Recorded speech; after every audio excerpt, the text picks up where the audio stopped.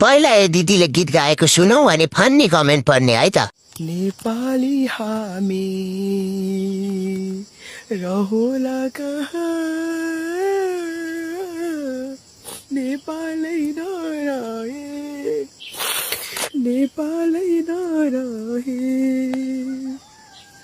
नेपाली हामी। रुको जरा, सबर करो। सिगान फालेर फेरि प्रयास गर्नुस् त।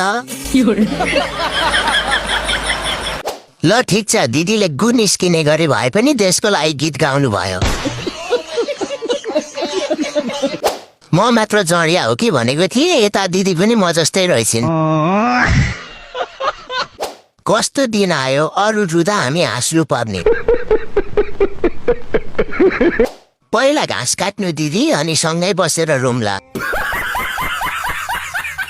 घरमा रुने वातावरण नभएर बारीमा गएर रुनु भएको छ, बिचारा केही नभनौ। 2-4 बोतल लगाएपछि मेरो पनि हालत यस्तै हुन्छ कोही कोही बेला।